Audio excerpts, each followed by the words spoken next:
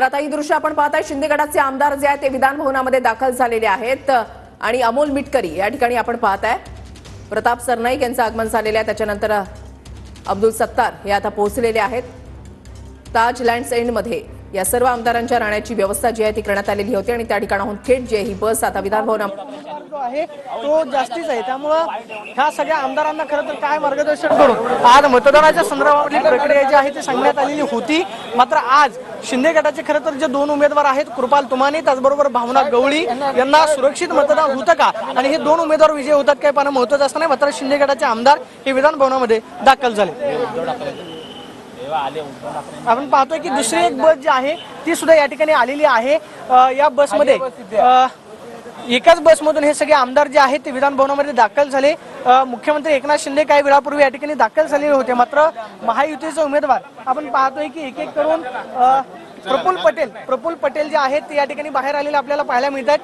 अजित पवार गटाचे आमदार हे खरं तर विधान भवनामध्ये होते। स्वतः अजित पवार हे बसमधूनच घेऊन विधान भवनामध्ये आमदारांना घेऊन दाखल झालेले होते। मात्र आपण पाहतोय की प्रफुल्ल पटेल हे सध्या या ठिकाणी बाहेर आलेले आपल्याला पाहायला मिळतात आणि प्रफुल्ल पटेल यांच्याकडून सुद्धा काही आमदारांना मार्गदर्शन जे आहे ते करण्यात आलेलं होतं।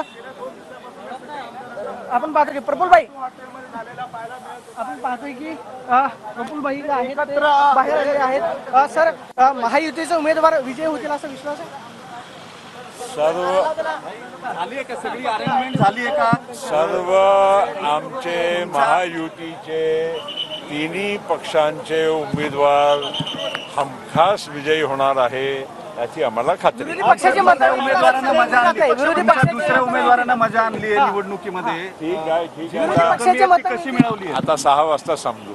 6 वाजता सांगू अशा पद्धतीचा आत्मविश्वास प्रफुल्ल पटेल यांनी व्यक्त केलेला आहे। आणि आपण पाहतोय की राष्ट्रवादी काँग्रेसच्या आमदारांना मार्गदर्शन करून ते सध्या विधान भवनातून बाहेर पडलेले आहेत। मात्र या सगळ्या आमदारांची उत्कंठा जी आहे ती पणाला लागलेली आहे, कारण आज संध्याकाळी 6 वाजता विधान परिषदेचा निकाल लागणार आहे। कोण बाजी मारतं हे पाहणं महत्त्वाचं असणार आहे। मात्र आपण पाहतोय की शिंदे गटाचे आमदार हे विधान भवनामध्ये दाखल झाले। सुरुवातीला राष्ट्रवादी काँग्रेस अजित पवार गटाचे आमदार विधान भवनामध्ये आलेले होते। स्वतः अजित पवार आमदारांना घेऊन आलेले होते। त्यामुळे महायुतीचे सगळे उमेदवार विजय होतात काय पाहणं महत्त्वाचं असणार आहे। मात्र महाविकास आघाडीकडून दावा केला जातोय की महायुतीची काही मतं जी आहेत ते आम्हाला मिळतील। मात्र आपण पाहतोय की हा सगळा विधान परिषद निवडणुकीची हालचाल जी आहे ते आपल्याला विधान भवनाच्या बाहेर पाहायला मिळते आणि शिंदे गटाचे आमदार विधान भवनामध्ये दाखल झाले। Camera person Siddhesh Soni, Pradeep Kapse, TV9 Marathi.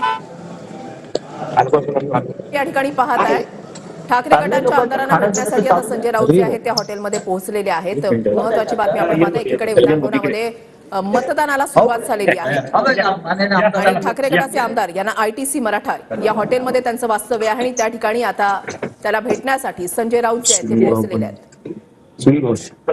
महायुतीकडून 9 उमेदवार हे निवडणुकीच्या रिंगणामध्ये आहेत। महाविकास आघाडीकडून 3